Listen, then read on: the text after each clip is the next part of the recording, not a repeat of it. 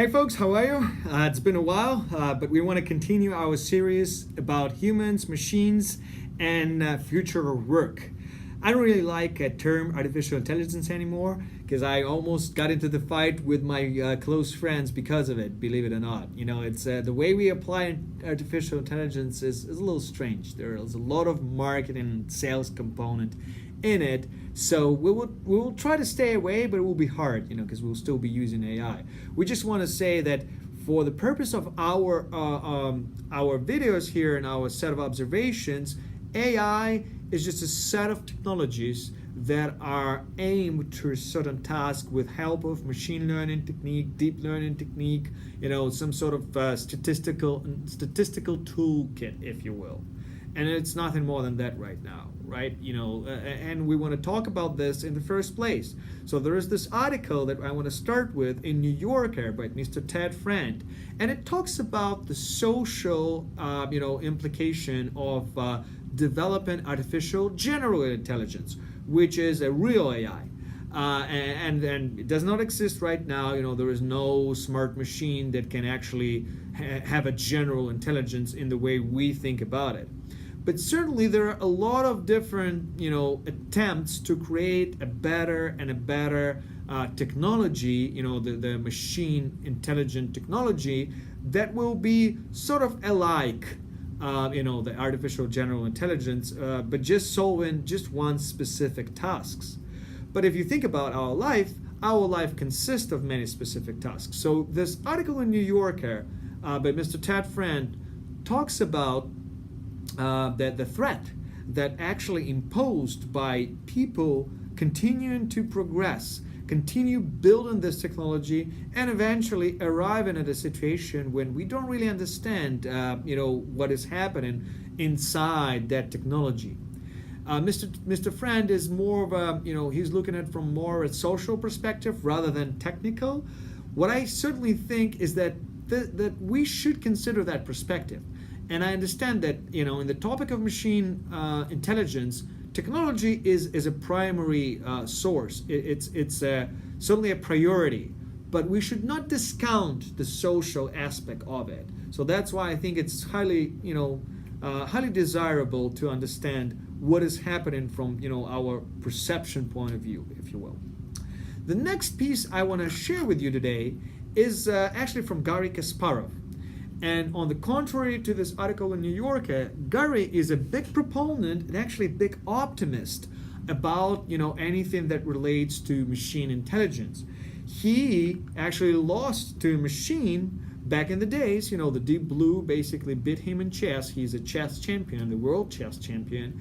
But he fairly believes that machines will not replace us, but machines will promote us.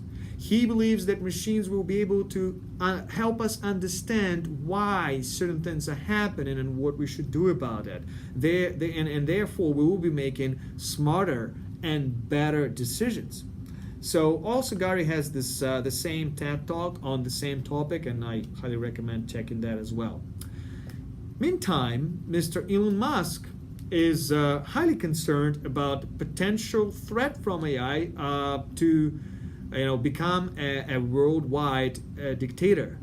He's basically talking about the machines taking over, and not because they want to, but just because the way we design them, just because we are not really perfect, and the way we design robots right now and the way we create those algorithms can actually lead us in a situation when machines will be simply building stuff, and we will happen to be in their way, and they will just simply replace us.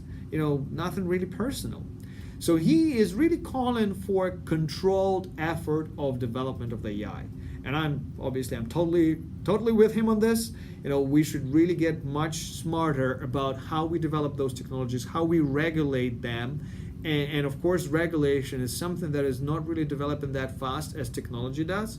So Elon Musk, for instance, is continuing to support this Open AI initiative, and I think this is a very important initiative, and things like that should actually happen all over the planet, not just in the United States and Canada.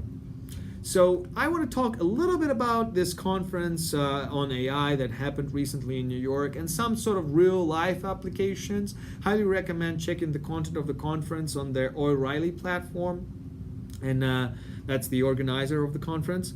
One of them is one of those applications is the brain to computer interface.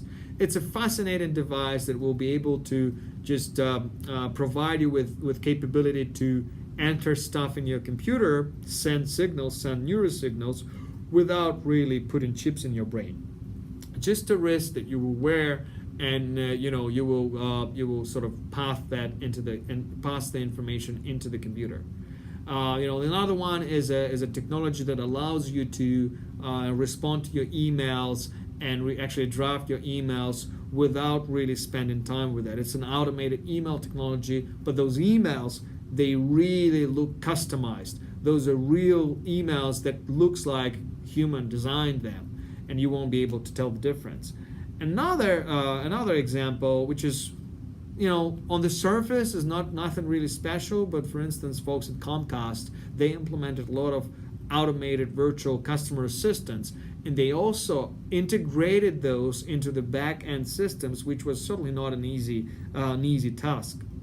The next piece which I want to share with you is actually about Google and this Google Duplex technology, which is fascinating. It's a digital assistant, voice assistant that can schedule appointments, cancel appointments, manage that type of routine. Google actually demonstrated a real life example, real life call by this assistant to schedule an appointment for a haircut. And the person on the other end couldn't really tell that this was a robot calling, because robot was even dropped a casual in the conversation. So it's a very interesting. Highly recommend checking that demo. It's on the video there, on the YouTube there. And the last piece which I want to talk about is this book by Andrew McAfee, which is Machine, Platform, and Crowd. And certainly this is not only about machine learning and AI technology, but it begins with it. Andrew argues that the current revolution, the fourth revolution, begins with AI, and he highly emphasizes a lot of different examples, including things like Uber, and it's a very simple example. Uber uses algorithm to control the fares, right? And the example is interesting because Uber using that algorithm to increase the fare to attract more drivers when there is a deficit of drivers, when there are more people who want to take a ride. And what happened in Australia, for instance, when there was a terrorist attack, Uber, this algorithm worked, and Uber increased the price when people were in crisis. Company later came out and said it wasn't right totally, so they invented a way to sort of control that algorithm, and they have to incorporate human in the process. I find this example interesting because it's an illustration, maybe it's a very specific illustration, but it's an illustration of partnership between humans and machines. And this is essentially what the book is about, and this is essentially what's happening in the industry right now. So with that said, I wish you all the best, and I'm looking forward to reconnecting with you soon. Have a great rest of the week. Hopefully it will not take us that long to reconnect. Bye.